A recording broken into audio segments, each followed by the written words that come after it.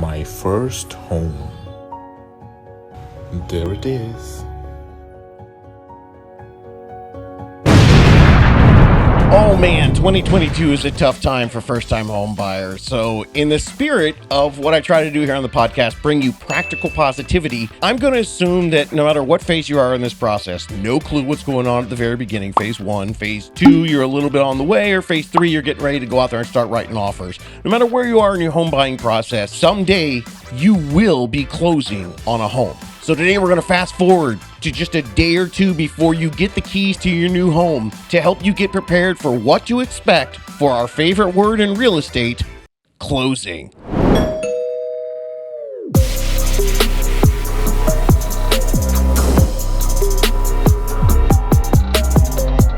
What is happening, my How to Buy a Homies? I'm David Sidoni, the How to Buy a Home guy, crushing the confusion and bringing clarity for the entire crazy home buying process.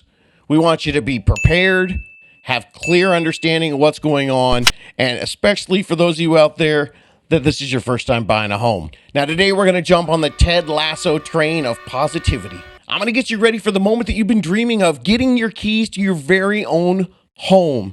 Getting your keys means that you can finally say screw you to your creepy landlord, or maybe just screw you to your landlord who never returns your calls and doesn't show up anyway. So for today, we're fast forwarding and we're saying you made it to this happy, happy place of home ownership. Come with me. Let's discuss what you need to be expecting in those happy final days before you get your keys to your new home. Oh, it's so exciting. You're about to take on the largest debt of your entire life that you've ever been saddled with. Isn't that fun? Oh, wait, sorry guys. I was supposed to be taking you to a positive, happy place. Missed it.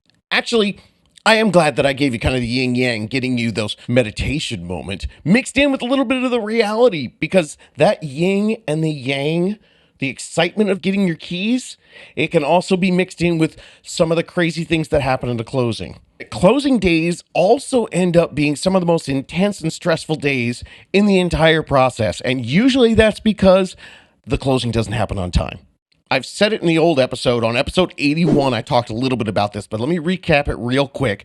Closing dates are fluid. Closing dates are fluid. Closing dates are fluid. Don't put that day on your calendar with a star and rainbows and unicorns all around it. It's a goal, not a promise. All right, there's going to be things that happen. Issues are going to happen. Loans are going to need an extra day or two or an extra week.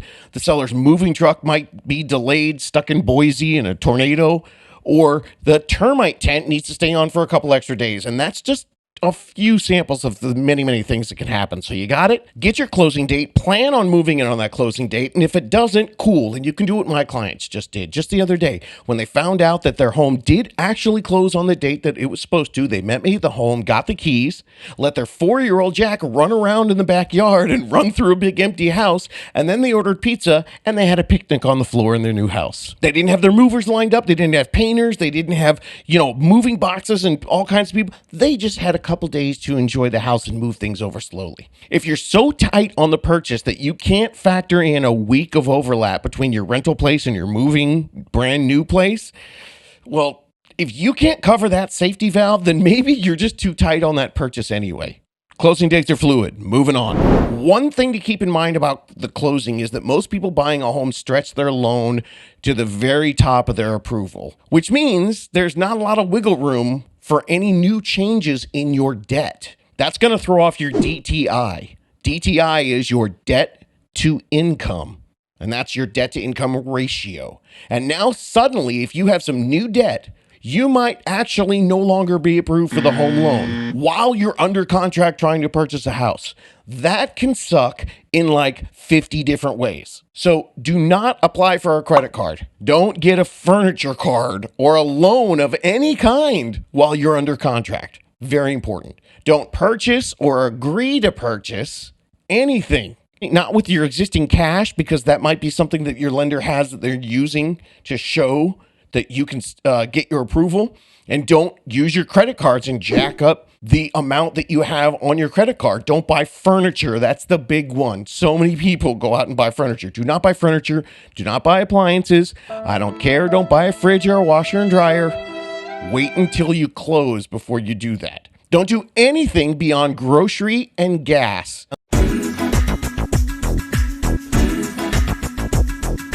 unless you're talking to your lender first. Don't do anything until you actually close. Closing doesn't mean the day you sign your loan documents. That's not the closing. The documents have to be processed and then funded, so no purchases until someone hands you the keys. The rule of thumb is this: the second you sign a contract to buy a home, before you spend or receive any money of any kind that is not a regular monthly expenditure or deposit, call your lender, period. And I'm talking about, I don't even want you adding a new streaming service for a new monthly bill. Nothing without calling your lender. That's the rule of thumb, period. So here's a big one to protect you in this new world of the electronic economy. Everything is done electronically now, and I'm not just talking about Bitcoin and Web 3.0 and the metaverse. I'm talking about wiring money, something that has been happening for a long time, but now, well, the bad guys have caught up on this. The biggest scam in real estate is wire fraud. When you get to the closing, you're going to need to give money to buy the house. Most closing companies are not taking a bag of cash. So you're going to need to wire them the money. And when you get into the closing, you'll notice at the bottom of everyone's email who's involved with the closing, it has this big disclaimer about wire fraud. This wire is probably going to be one of the biggest sums of money you've ever sent to anybody in your entire life. And it's going to be crucial that when someone's asking for a wire, that you do that in a timely manner. So that means it's going to be coming at you quick. And the scammers know that. And they know how excited you are about this. And they know it's going to feel quick and you're going to be rushed and you might just press send. And gang, when a wire goes, it's gone. You can't stop it. It's done. You wire the money and it's theirs. So what these scammers are doing is they're getting company letterheads and logos and they're getting email templates. And I'm talking from everybody, from banks, from the escrow companies, from the closing companies, from the attorneys. They're even going to put a phone number at the bottom, and then you call it and they're going to answer the phone and act like they're in an office and make it sound official. So avoid these scams by calling or emailing the people that you work with throughout the contracted period. So you're going to be working with escrow or title or attorneys. Call in if it's the same person and they verify over the phone with you where you're supposed to wire it, then you're going to be safe. Okay, next up, let's talk money. Closing costs. Now, once again, I talked about this in episode 81. I'll go into the details there, but I couldn't get to the closing day without bringing this up. It's the most confusing part of real estate. And, I told you why they can't exactly calculate it because there are 50 states and everyone does it a little bit differently. And the calendar day that you end on depends on what your payments are going to be. Not to mention the fact that each state does things differently. Conveyance is your first term that I'm going to help you understand in the closing. That's a fancy word for give me the keys, brah. I just gave you all the money in the world. Give me the keys. And I promise to pay for 30 years. A conveyance is the transfer and assignment of any property, right, or interest from one individual or entity, the conveyor, to another, the conveyee. So it's usually accomplished through something written. A lot of time they're going to call that a deed. And that's going to transfer the title. If there is any sort of loan on the property, it'll also then create a lien on the property. Now, to help us understand why and how all this works and all these fancy new terms, yet again, number one piece of advice I can give you is that you need a super rad and bitchin' unicorn team to help you with the closing because it's different everywhere else. There's no generic podcast I can do to explain at a closing. You're supposed to expect X, Y, and Z. It's going to be different everywhere, and you need a team of local pros that do it because it's not just different in every state. Sometimes it's different in every county. Sometimes it's different in every town. Before I got ready to do this podcast, I read through these practices in all 50 states, and it's mind-boggling how different it is. My stupid state of California can't even agree on a single way to conduct it. There's multiple different ways, including like a vast civil war line between the North and the South. And then I found out it's different from every county to county. So let me give you some samples of what to expect at the closing and all the terms and the definitions that you should be prepping for. All right, first I'll start in Alabama. Now you'll notice some of these terms are going to cross over from state to state. They are different in some places. Here's how they do it in Alabama. There are attorneys involved. Now, in California, we don't have attorneys. But the only thing you do in California without a lawyer is buy a house. You have attorneys and title companies that handle the closings. So they don't use any escrow companies. Some of you guys, all you're going to talk about is escrow when you're buying a house. Some of you guys will never hear that word.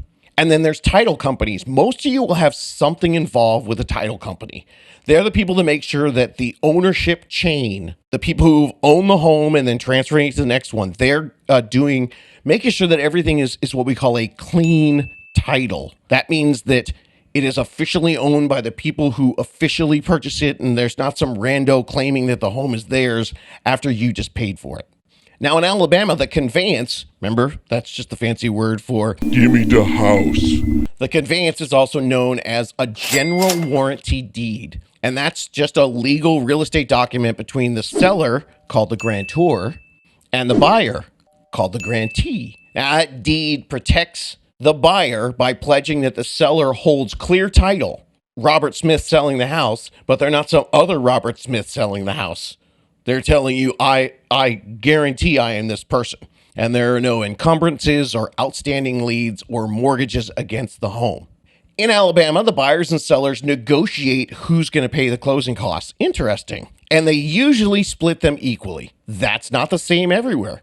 And finally, in Alabama, the property taxes are due and payable annually on October 1st. So that's going to affect how much you need to bring in for your closing costs, depending on how many taxes are due on the date that you close.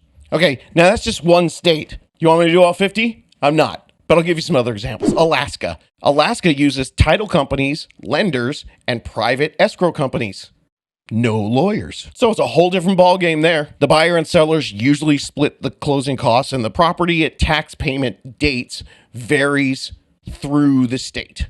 And the other cool thing about Alaska is there's no document or transfer taxes. So that's a plus for freezing your butt off living up in Alaska. Okay, how about how they do it in Arizona? Title companies and title agents both handle the closings. In Arizona, the seller usually pays for the owner's policy and the buyer pays for the lender's. They split the escrow costs otherwise. And they've got two different tax dates in October and March. And Arizona, here's one thing interesting about Arizona. It doesn't matter how you purchase the home. You can't take title so that one person can own more of the house than the other, which is something you can do in several other states. Arizona is a community property state. That means that all property acquired by either spouse during a marriage is considered to be equally joint owned. Upon a divorce, should it happen, it's going to be divided approximately equally.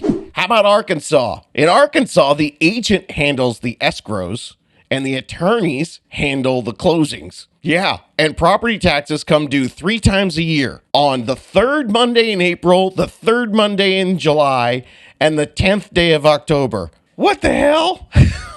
Who decided that? I can't make this crap up. It's different everywhere. You need to have an experienced team. So if you haven't already, hit me up for a unicorn, because I'm getting sick just trying to go through this. Ready for your head to spin? California. I love it here. Don't get me wrong. I go through all this crap because I love where I live. Whew, here we go. In California, not only do the escrow procedures differ between Northern California and Southern California, because sure, why wouldn't they? They also vary somewhat from county to county. Title companies handle the closings through an escrow in Northern California, whereas in Southern California, the escrow companies and the lenders handle things. The conveyance is by a grant deed, which is different than some of the other deeds in some of the other states we've talked about. Now, that's a deed of trust with a private power of sale. And that's the security instrument used throughout the state. That means that the deed of trust is similar to a mortgage, except the power of sale, it absolutely conveys the property title to the trustee to the benefit of the lender. You don't own the home. It's like, when you don't get your car pink slip because you still have a loan, it's like that. And what the lenders can do is sell the home right from under you if they notify you, and then they can foreclose on you. Now, to make things even more confusing, in Southern California, the sellers pay the title insurance premium and the transfer tax, but that's only in Southern California. And the buyer and seller split the escrow costs. In Northern California, I don't even want to read this, okay? In Northern California, it's different in the counties of Amador, Merced, Plumas, San Juan. That's the buyers and sellers share title and the escrow costs equally. But if you're in Butte County, it's ridiculous. These are closings, gang. There's all different things you need to be prepared for and things that you can possibly take advantage of. So there it is. So now you know most of the terms and the parties involved. You're going to be working with an escrow, a lender, You might have some real estate attorneys involved. You're definitely going to be talking to a title company. And now you can be prepared for that exciting moment that's going to happen for you. Best advice I can give everyone is get yourself an advocate, a super bitchin' unicorn realtor. They've done this before. They know the drill. That is some quality closing information. A bunch of random terms you never thought you would ever care about. If you want more detailed and specific information on anything for the first-time homebuyer, you can spend your days Googling it and do what I did and try to sit down and write down these topics in some semblance of anything that makes sense. Or you can just search your podcast app and scroll through all my titles because I've done all the work for you. You can also go to howtobuyahome.com. You can search by keyword. Type in what you're searching for, and it'll pop up the podcast with the information that you're looking for. Be sure you check out the YouTube page, How to Buy a Home Podcast, for more specific videos with more specific home tips. And hit me up on TikTok. I'm trying to blow up the TikTok gang. I got all kinds of stuff happening right there. How to Buy a Home on TikTok, the place to drop a question. I'm answering questions on TikTok. You get some simple and fast responses. And also, you have the opportunity to see me dance. And I'm an old man, so it's very funny. Rate and review the podcast. There's nothing more exciting than when you get to the closing. And the last thing you want to do is be listening to your realtor or an attorney or someone else be like, well, I don't understand what they're talking about. You just want to be stoked, just happy. So spread the word, share these definitions to all your friends.